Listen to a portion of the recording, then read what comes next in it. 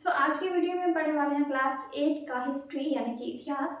And class 8 history का हमने chapter 1 पढ़ लिया है, उसके सारे क्वेश्चंस भी हमने सॉल्व कर लिए हैं। अगर आपने क्लास 8 हिस्ट्री का चैप्टर 1 का वीडियो नहीं देखा है तो जल्दी से देख लीजिए, आपको उस वीडियो का लिंक इस वीडियो के नीचे डिस्क्रिप्शन बॉक्स में मिल जाएगा। अदरवाइज प्लेलिस्ट में सारे वीडियोज अवेलेबल होते हैं, तो वहाँ से भी आप चेकआउट कर सकते हैं। तो आज की वीडियो में हम हिस्ट्री का चैप्टर 2 पढ़ने वाले हैं एंड इस चैप्टर का नाम है भारत में अंग्रेजी राज की स्थापना। आज की वीडियो में हम इस चैप्टर को पढ़ने वाले हैं, तो आप लोग बोर बिल्कुल भी मत होइएगा, वीडियो को पूरा देखिएगा, क्योंकि क्वेश्चन सॉल्व करने से पहले आपको चैप्टर को समझना जरूरी होता है। आप चैप्टर को नहीं समझेंगे तो अभी आप किसी भी तरह एग्जाम में पास तो कर जाएंगे, बट आपको बाद में जाकर दिक्कत आने लगेगी जब आप कॉम्पिटिटिव एग्जाम की या फिर कोई भी सिविल सर्विसेज एग्जाम की आप तैयारी करेंगे। ठीक है, तो इसलिए वीडियो को पूरा देखिएगा, चैप्टर बहुत इंटरेस्टिंग है। हम इस चैप्टर में ये जानने वाले हैं कि हमारे भारत में अंग्रेजों ने अपना शासन करना कैसे शुरू किया, क्योंकि ये सब एक झटके में अचानक से नहीं हुआ था। इसके पीछे बहुत सारी घटनाएं हैं जिसकी वजह से अंग्रेज हमारे भारत पर शासन करने में सफल हुए। ठीक है, तो उसी के बारे में हम लोग इस चैप्टर में पढ़ने वाले हैं, इस चैप्टर को समझने वाले हैं। तो प्लीज वीडियो को पूरा देखिएगा एंड आई एम श्योर कि आपको ये वीडियो बहुत हेल्पफुल लगेगी। तो चलिए आज का वीडियो में स्टार्ट करते हैं। आज हम स्टार्ट कर रहे हैं क्लास 8 का हिस्ट्री चैप्टर 2। इस चैप्टर का नाम है भारत में अंग्रेजी राज्य की स्थापना। तो इस चैप्टर को हम लोग पढ़ेंगे एंड आप लोगों से एक रिक्वेस्ट है, अगर आप लोग इस चैप्टर को अच्छे से समझना चाहते हैं तो वीडियो में लास्ट तक बने रहिए, क्योंकि जब तक आप चैप्टर को नहीं समझेंगे, बार बार मैं आपसे कहती हूँ कि जब तक आप चैप्टर को नहीं समझ लेते हैं क्वेश्चन आंसर सॉल्व करने का कोई फायदा नहीं है। ठीक है, इसलिए चैप्टर को समझना जरूरी है, तो वीडियो में लास्ट तक बने रहिए। अगर आप इस चैप्टर को अच्छे से समझ के इसका क्वेश्चन बनाना चाहते हैं, चैप्टर को अच्छे से समझना चाहते हैं, तो वीडियो को पूरा देखिए। ठीक है, हम पढ़ने वाले हैं भारत में अंग्रेजी राज्य की स्थापना। ठीक है, यानी कि अंग्रेजों ने हमारे भारत में अपने राज्य की स्थापना कैसे की, यानी कि उन्होंने हमारे भारत पर शासन करना कैसे उन्होंने शुरू किया। किसने? अंग्रेजों ने। देखिए, इस अध्याय में हम इंग्लैंड की व्यापारिक कंपनी के बारे में पढ़ेंगे जो हमारे देश में मूलतः व्यापार करने आए थे। अंग्रेज जो है पहले हमारे देश में व्यापार करने के लिए आया था, लेकिन फिर वो क्या करने लगे, हमारे देश पर वो शासन करने लगे। ठीक है, धीरे धीरे इस देश पर वह शासन करने लगी। यह घटना अचानक नहीं घटी, बल्कि इसके पीछे एक विस्तृत घटनाक्रम था। इस प्रक्रिया को समझने का हम प्रयास करेंगे। देखिए, अंग्रेज जो थे वो पहले हमारे भारत में आए व्यापार करने के लिए। ठीक है, उन्होंने सोचा कि इस देश में हम जाकर व्यापार करते हैं, लेकिन वो क्या करने लगे, यहाँ आकर शासन करने लगे, मतलब अपने देश को, हमारे देश को वो कंट्रोल में कर लिया। ठीक है, हमारे देश पर जो अंग्रेज शासन करने लगे ये अचानक से नहीं हुआ, ये बहुत समय पहले से ही चले आ रहा था। ठीक है, मतलब कुछ ऐसी घटनाएं हुई थी अतीत में जिसकी वजह से अंग्रेज हमारे देश पर शासन करने में सफल हुए। तो इसी के बारे में हम पढ़ने वाले हैं, तो वीडियो में लास्ट तक बने रहिए। देखिए, कक्षा 7 में पढ़ी गई बातों के आधार पर बताएं कि, अब आपको यहाँ पर 3 क्वेश्चन दिए गए हैं। इसके क्वेश्चन अगर आपको आते हैं अच्छे से तो आप इसका आंसर दे पाएंगे। पहला क्वेश्चन है, 8वीं शताब्दी में किस देश के व्यापारी भारत में व्यापार करने आए थे? अगर आपने क्लास 7 में चैप्टर को अच्छे से पढ़ा है तब आप इसका आंसर दे पाएंगे, अदरवाइज आपको इसका आंसर पता नहीं हो। तो आप किसी भी क्लास में हो, 6 में हो, 7 में हो या फिर 8 में, आप चैप्टर को पहले अच्छे से पढ़ लीजिए, उसके बाद आप लोग क्वेश्चन सॉल्व कीजिएगा, क्योंकि आपको एग्जाम में सिर्फ क्वेश्चंस पूछे जाते हैं और क्वेश्चन का आंसर देना उसमें जरूरी होता है, क्योंकि उसमें आपको मार्क्स इंपॉर्टेंट होते हैं एग्जाम के लिए। लेकिन आगे चलकर जब आप किसी भी सिविल सर्विस एग्जाम की तैयारी करेंगे तो इसके लिए आपको बहुत इंपॉर्टेंट है कि आपको ये सारे चैप्टर्स अच्छे से इसके बारे में मालूम होना चाहिए। ठीक है, आप अभी पढ़ेंगे तो आपको कुछ ना कुछ तो याद रहेगा ही, ऐसा तो नहीं है कि आप सारा चीज भूल ही जाएंगे। तो यहाँ पर जो ये क्वेश्चन आपको दिया गया है ये क्लास 7 की बुक का है। जैसे आपको पूछ रहे हैं कि 8वीं शताब्दी में किस देश के व्यापारी भारत में व्यापार करने आए थे, तो जब आप क्लास 7 का हिस्ट्री वाला बुक पढ़ेंगे तो उसमें दिया गया है 8वीं शताब्दी में अरब देश के व्यापारी जो थे हमारे भारत में व्यापार करने के लिए आए थे। ठीक है, हमारे देश में अरब देश के व्यापारी आए थे। कौन आए थे? अरब देश के व्यापारी, अरब देश के व्यापारी हमारे भारत में व्यापार करने के लिए आए थे। कब? 8वीं शताब्दी में। फिर दूसरा क्वेश्चन है, 1707 ईस्वी में मुगल बादशाह, मुगल तो समझते ही होंगे मुसलमान बादशाह, तो 1707 ईस्वी में मुगल बादशाह औरंगजेब की मृत्यु के पश्चात भारत में कौन कौन से राज्य बने? जब मुगल बादशाह औरंगजेब की मृत्यु हो गई 1707 ईस्वी में, तो उनकी मृत्यु के बाद हमारे भारत देश में और कौन कौन सा राज्य बना, मैं आपको बताना है कि हमारे भारत में कौन कौन सा राज्य बना औरंगजेब की मृत्यु के बाद। तो हमारे भारत में जैसे कि बंगाल हो गया, अवध, मराठा, हैदराबाद, तो ये सारा राज्य जो है औरंगजेब की मृत्यु के बाद बना। ठीक है, तो ये हो गया आपका इसका आंसर। थर्ड नंबर में है, कुछ ऐसे यूरोपीय देशों के नाम बताएं जो 15वीं से 17वीं शताब्दी के बीच व्यापार करने के उद्देश्य से हमारे देश में आए। ठीक है, देखिए बहुत सारे यूरोप से, देखिए यूरोप जो है एक महादेश है, तो यूरोप महादेश में बहुत सारे देश हैं, तो देशों से हमारे भारत देश में कुछ व्यापारी आए थे व्यापार करने के लिए। कब आए थे? 15वीं से 17वीं शताब्दी के बीच। ठीक है, तो जो व्यापारी आए थे वो कौन कौन से देशों से आए थे, आपको उन देशों का नाम बताना है। 15वीं से 17वीं शताब्दी में यूरोप महादेश के देशों से जो व्यापारी आए थे हमारे देश में व्यापार करने, उन देशों का नाम क्या है? फ्रांस हो गया, हॉलैंड हो गया, डेनमार्क हो गया, इंग्लैंड, इन सभी देशों से ही व्यापारी लोग हमारे देश में आए थे व्यापार करने के लिए। ठीक, तो इन तीनों का आंसर मैंने आपको बता दिया है। अब देखिए, अब हम क्या पढ़ेंगे? पहला टॉपिक है हमारा पहला टॉपिक क्या है? भारत और यूरोप के बीच व्यापार। भारत क्या है? ये देश है। ठीक है, भारत कौन से महादेश में है? एशिया में है। और यूरोप क्या है? यूरोप एक महादेश है। ठीक है, तो भारत और यूरोप के बीच व्यापार। भारत और यूरोप के बीच प्राचीन काल से ही व्यापारिक संबंध थे। ठीक है, भारत और यूरोप के बीच बहुत पहले से ही व्यापारिक संबंध था, मतलब इन दोनों, इस देश और इस महादेश के बीच बहुत पहले से ही व्यापार होता आ रहा था। स्थल मार्ग से होने वाले इस व्यापार में अरब सौदागरों की भूमिका महत्वपूर्ण थी। वे भारतीय व्यापारियों और कारीगरों के सामान खरीदकर अरब के बाजारों में लाते थे, जहां से यूरोप के व्यापारी उसे खरीदकर अपने देशों के बाजारों तक पहुंचाते थे। इस तरह के व्यापार से यूरोप के लोगों तक ये सामान पहुंचते पहुंचते काफी महंगे हो जाते थे। साथ ही इस व्यापार में यूरोप के व्यापारियों का मुनाफा भी कम होता था। ठीक है, देखिए यहाँ पर क्या कह रहा है, इसको आप समझिए पहले। तो यहाँ पर कह रहा है कि भारत और यूरोप के बीच तो व्यापारिक संबंध बहुत पहले से था, लेकिन पहले स्थल मार्ग से व्यापार होता था इन दोनों देश और महादेशों के बीच। ठीक है, तो उसमें क्या था, इस व्यापार में अरब सौदागरों की भूमिका जो बहुत महत्वपूर्ण थी। ये जो सौदागर होते थे, यह क्या करते थे, ये भारतीय व्यापारी और कारीगरों से सामान खरीद कर ये अरब के बाजारों में पहुंचाते थे। ठीक है, और वहां से फिर ये यूरोप के व्यापारी उसे खरीद कर अपने देशों के बाजारों में पहुंचाते थे। तो इस तरह से क्या हो जाता था, सामान जो है भारत से यूरोप पहुंचते पहुंचते बहुत महंगा हो जाता था। साथ ही इस व्यापार में यूरोप के व्यापारियों का मुनाफा भी कम होता था।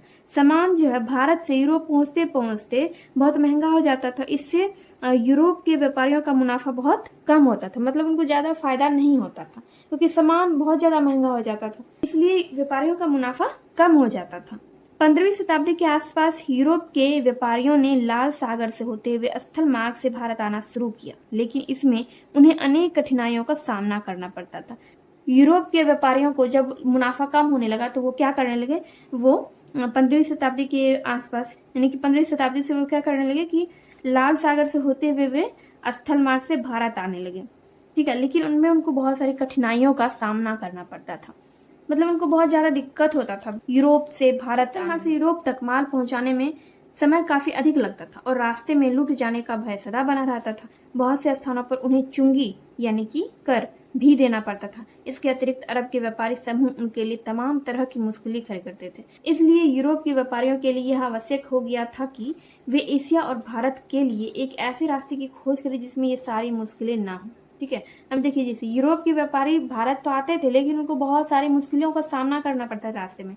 वो जो सामान ले जाते थे अपने देश, जैसे भारत से कोई भी सामान ले जाते थे अपने देश, तो उनको बहुत सारी मुश्किलों का सामना करना पड़ता था, क्योंकि उनको रास्ते में लूट जाने का भी डर रहता था। तो अरब का जो व्यापारी समूह था वो क्या करते थे, वो बहुत सारी मुश्किलें उनके सामने खड़ी करते थे, वही लूटपाट करते थे। तो यही सब जो है डर बना रहता है, जो यूरोप के व्यापारी होते थे उनको डर बना रहता था कि भारत से यूरोप कोई भी सामान ले जा रहे हैं तो रास्ते में कोई लूट ना ले। कौन लूटता था? अरब के व्यापारी समूह। देखिए, आपने कक्षा 7 में पढ़ा कि इस दिशा में सर्वप्रथम सफलता पुर्तगाल के नाविकों को मिली। पुर्तगाल का नाविक वास्को डी गामा 1498 ईस्वी में यूरोप से होकर अफ्रीका का चक्कर लगाता हुआ उत्तमाशा अंतरीप को कहा जाता है केप ऑफ गुड होप के मार्ग से भारत के पश्चिमी तट पर स्थित कालीकट बंदरगाह पहुंचा। कालीकट के शासक ने वास्को डी गामा को अपने यहाँ व्यापार करने की अनुमति एवं सुविधा दी। वास्को डी गामा के बारे में तो आपने सुना ही होगा। वास्को डी गामा जो कि पुर्तगाल का एक नाविक था, उन्होंने ही 1498 ईस्वी में भारत की खोज की थी। ठीक है, तो वो सबसे पहले कहाँ पहुंचे थे? भारत के पश्चिमी तट पर स्थित कालीकट बंदरगाह वो पहुंचे थे। तो कालीकट का जो शासक थे, कालीकट के जो शासक थे वो क्या किए, वो वास्को डी गामा को अपने यहाँ व्यापार करने की अनुमति दे दिए। ठीक है, अनुमति भी दे दी और उनको सुविधाएं भी प्राप्त की ताकि वास्को डी गामा कालीकट में व्यापार कर सके। वास्को डी गामा भारत से गर्म मसालों को लेकर वापस लौटा। उसे बेचकर यात्रा पर हुए खर्च से 60 गुना लाभ हुआ। इससे पुर्तगाल के व्यापारी और नाविक बहुत उत्साहित हुए और उनका भारत आने का सिलसिला शुरू हो गया। आगे चलकर पुर्तगाली व्यापारियों ने भारत में कालीकट, गोवा, दमन, दीव एवं हुगली के बंदरगाहों में अपनी व्यापारिक कोठियां स्थापित की। उन्होंने भारत में राजनीतिक सत्ता स्थापित करने का प्रयास भी किया, किंतु वे सफल नहीं हुए। ठीक है, तो वास्को डी गामा जो थे उन्होंने भारत की खोज की थी, हमारे भारत देश की खोज की थी। कब? 1498 ईस्वी में। इसके बारे में आपने पढ़ा होगा। एंड ये सबसे पहले भारत में पश्चिमी तट पर स्थित कालीकट बंदरगाह पहुंचे थे और कालीकट के शासक ने इन्हें व्यापार करने की अनुमति दी और उनको सुविधाएं दी।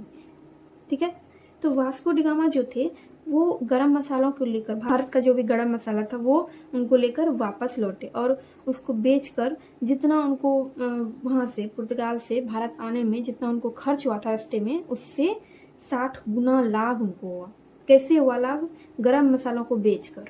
ठीक है, तो इससे क्या हुआ, पुर्तगाल के व्यापारिक और नाविक बहुत मतलब एक्साइटेड हो गए, वो भी भारत आने लगे। किस लिए आने लगे? भारत में व्यापार करने के लिए।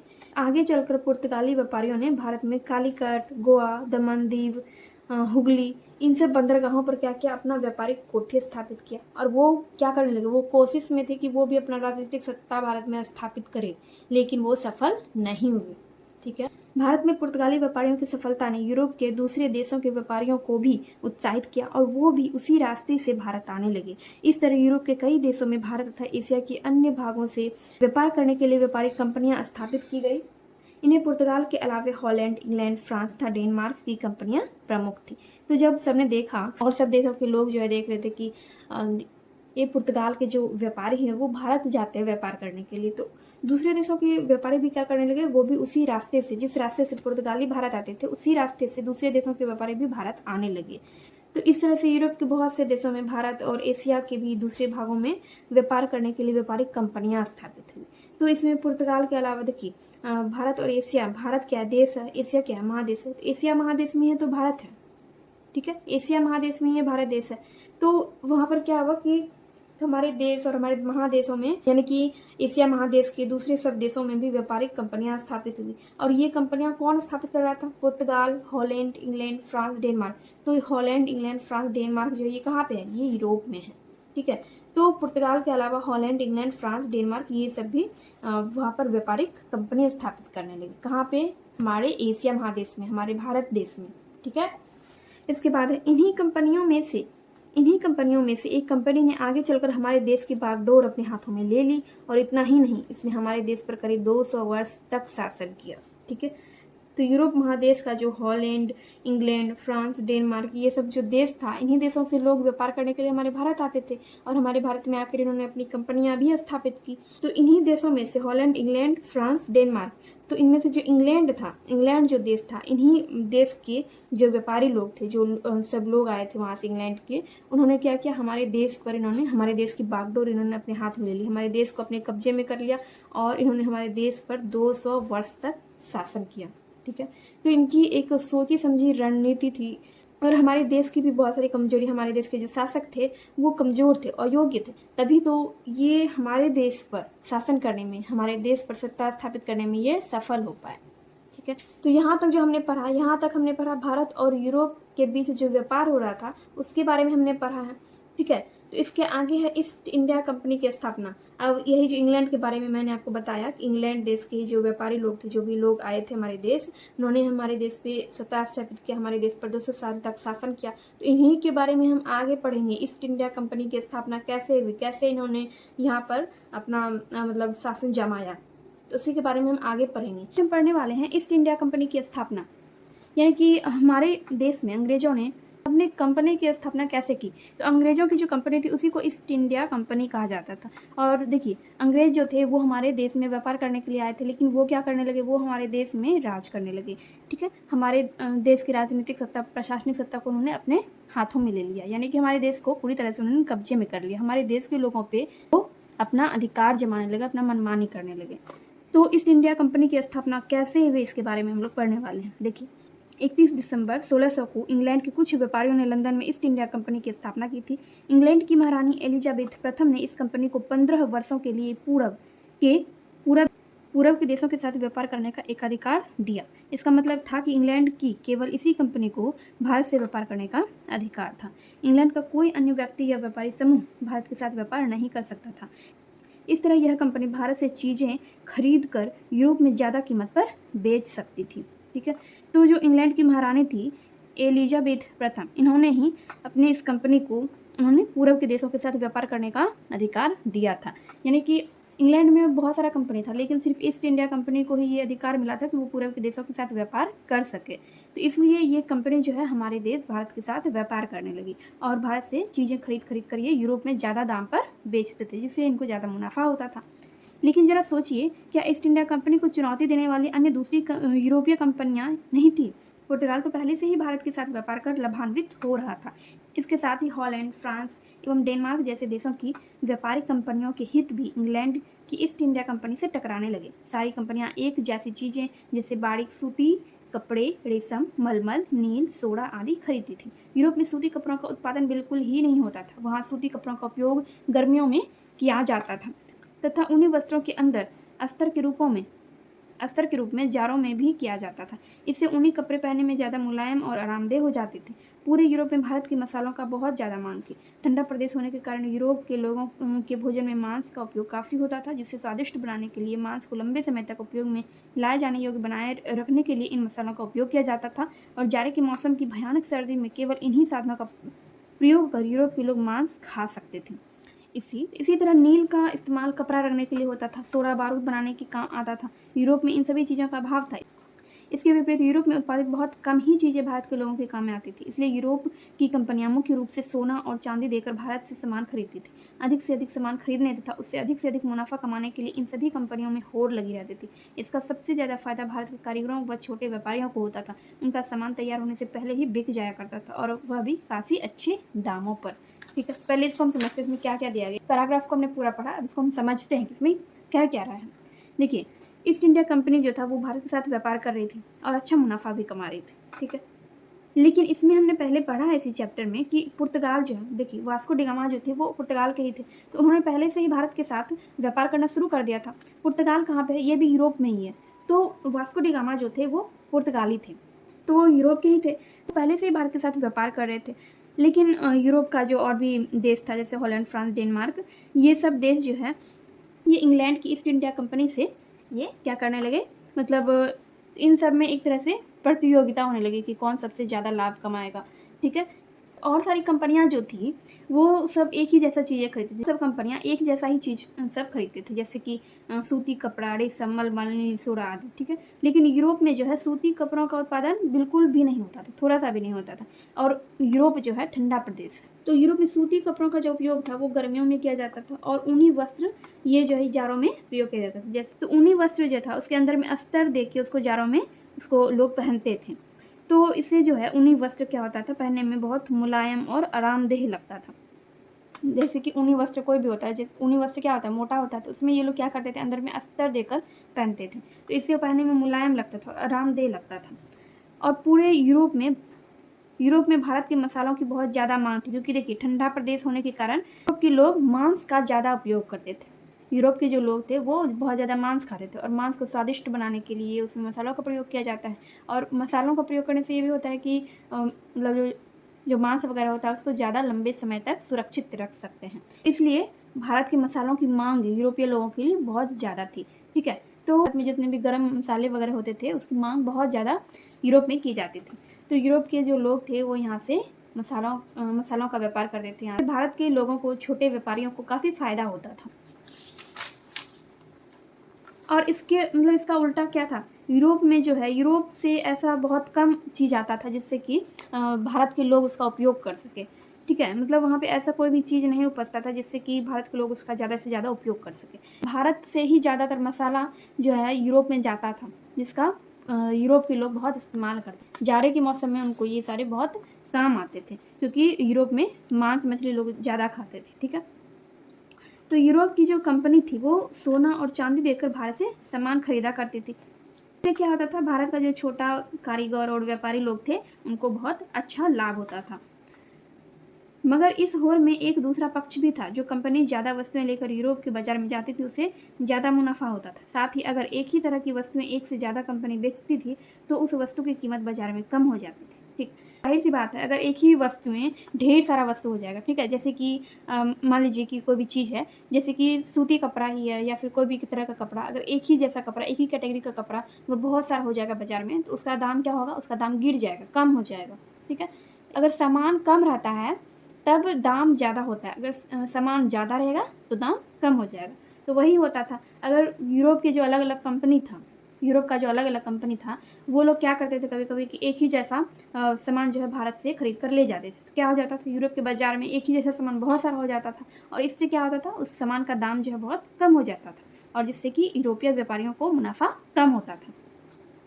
तो इसलिए ये कंपनियां हमेशा इस प्रयास में रहती थी कि दूसरी कंपनी को मुकाबले से बाहर कर दें। ज़्यादा मुनाफा कमाने तथा बाजार पर एकाधिकार करने की होड़ में इन कंपनियों के बीच हिंसात्मक झगड़े भी होने लगे।